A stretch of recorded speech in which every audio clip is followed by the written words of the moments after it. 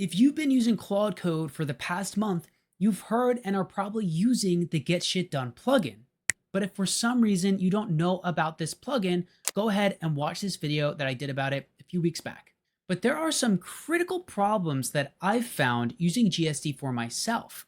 And this new kid on the block, his name is Paul, does a lot of the same things as GSD, but actually solves 7 critical problems that I've found using the tool.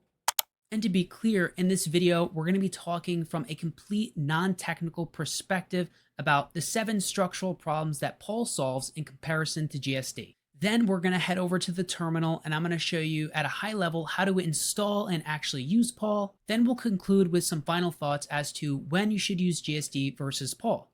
When it comes to both of these plugins, one of the main things that they're trying to achieve is solving the context rot issue. The more that we chat in a context window, the worse the quality becomes. And in relation to that, the main architectural difference between GSD and Paul is that GSD is more of a relay race getting through phases, whereas Paul is a marathon. And this single decision between which plugin to use causes every problem that follows. So the first problem that Paul is going to solve is the knowledge transfer.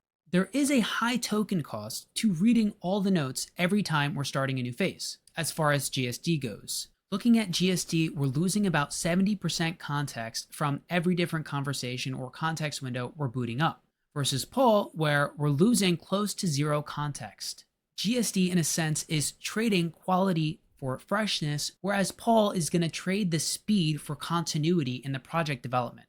Secondly, the loop is broken whenever we try to resume building a project in GSD. My input should not cause amnesia with the plugin or using Claude Code in general. With GSD, I move forward, we start something up, it pulls context, starts over again, and so on and so forth. With Paul, it's more of a marathon. And whenever we have a human interruption or some feedback, it's just going to keep proper continuity. In GSD, every interaction is going to trigger a full restart. So the current worker working on the project or the phase at hand will vanish. With Paul, it's just going to stay streamlined. The worker stays active, it takes the input and continues on straightforward. And third, fake verification. There is no guardrail with GSD that makes sure that the app is fully functional and working. And there's an acronym for this, UAT. User Acceptance Test, where we're actually making sure that the functionality is verified. And that's one thing that Paul does that GSD doesn't. So on one hand, GSD is going to build it, but on the other, Paul's going to build it slower with more continuity, but force you to make sure that all the APIs and all the different tech things and the tech stack is working and functionality is approved before we move on. Ultimately, GSD is checking file structure, very static, whereas Paul runs a guided user acceptance test, a UAT. Problem 4 is that the ROM gets totally messy using GSD. We plan, we build, and the check is optional, kind of like with problem 3. And we end up with a lot of drift accumulation and a lot of hallucination with AI. And AI hallucination is basically where the AI goes off the walls and does something or says something completely not relevant to the actual product requirements when starting the project with our full description. With Paul, it's mandatory that we close out and organize everything before we finish the job. So we're going to plan, build, and close out. Mandatory every single time. Without that mandatory cleanup, reality will drift from the initial documentation. Problem 5, token cost. How expensive will each fix be when using GSD versus Paul? When you want to fix something using GSD, it uses all of its power and its might, and you use up a lot of tokens when trying to fix something as small as a fly. Versus Paul, the response is scaled down proportionately to the fix that we're trying to make, saving us tons and tons of tokens. GSD is spinning up industrial style equipment to solve a problem that a simple fly swatter could fix, and continues to fix it within continuity of your conversation with Claude. Now, this may be a problem to some, and it may not be a problem, depending on your use case and the type of app that you're trying to build. But GSD builds every phase and planning in parallel to one another, whereas Paul is running everything one by one by one. With GSD, let's say we're working on phase 1 of the project, and you have 1A, 1B, and 1C. we have to make sure that none of the files in A, B, or C are connected to before or after. Otherwise, they could be working on the same file in conjunction and leading to integration failure.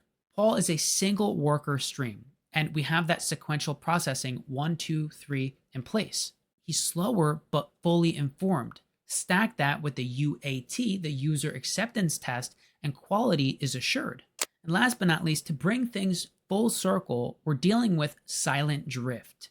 And what I mean by that is GSD is going to lead you sometimes into a silent drift where it's going to assume success with the build, whereas Paul, with the UAT testing, it's going to validate the state of the project for you or have you and push you to do that every step of the way. And I'm not trying to push you away from using GSD. I think it's awesome. I think it was totally revolutionary when it first came out. It feels like I'm saying this like a year ago. It was only like a few weeks ago. But for independent tasks, building features that are unrelated, it totally excels. Massive scale. If you have 20 phases in a project where the orchestrator must stay light and we need to just kind of like build through things, it makes sense. And tooling maturity. So if we need access to a bunch of commands and a bunch of different things going on, it might be a better fit. So GSD is going to win on raw velocity and speed and parallelization, but Paul is more of a scalpel. He's going to be more granular with the build. So weigh your options. Take this as perspective, not advice or pushing you to do one thing or the other. And I went over a lot of this during the other slides, but you could take a look at this. Here's a comparison chart to understand the difference between GSD's speed versus Paul's fidelity.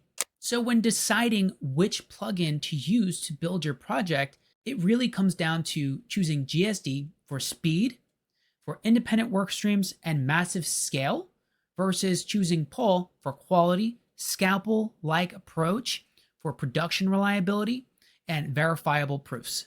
So now let's migrate into a high-level technical look at what Paul does. And this is the repo, this is the command. So grab this command, come over to your terminal, and run this command. You could just choose global, and it's installed. Notice how we have a brand new folder here. And what we're going to do is we're going to open up Claude, and this is my alias for Claude. So now that we're active, the first thing you're going to want to do is run /Paul init. And if some of you guys have seen my video on Carl, you can actually stack Carl with this and create custom domains within your Paul project.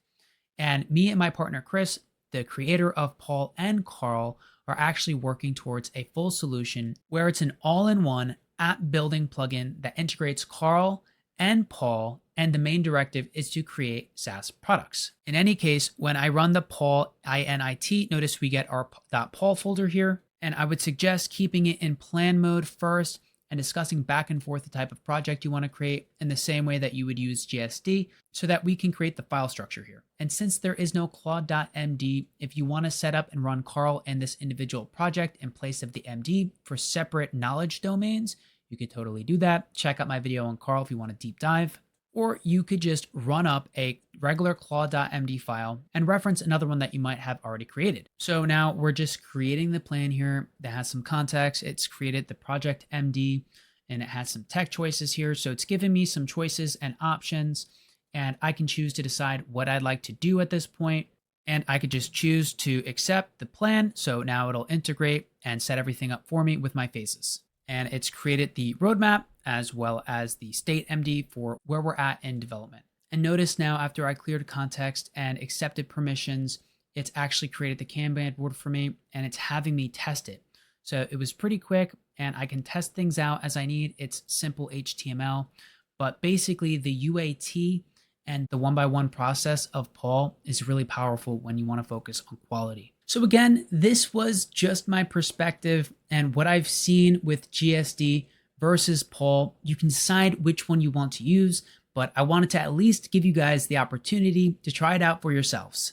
And for a lot of my builds, I don't need speed, and I definitely don't need to use a million different tools all at the same time. So I'm sticking with Paul from here on out, especially when it comes to client deliveries with my agency.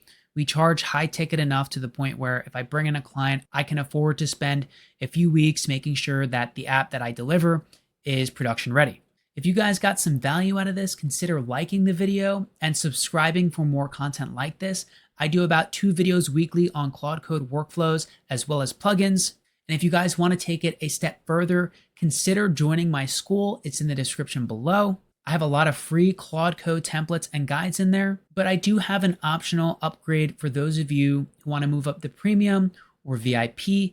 I do have an accelerated program. Within 90 days, I guarantee that you will build your SaaS application or agency and gain your first customer. And until March 2nd, the premium upgrade is 50% off. So if you want to get in now, consider joining before the prices increase. I will be including access to subcontractors for your agency if you guys are looking to go that direction as a part of the premium upgrades, as well as access to some of our software builds that you guys can use as a base for your clients or your own individual projects. So again, I hope you guys enjoyed sitting here and watching and learning, and I hope to see you guys on the next one. Take care.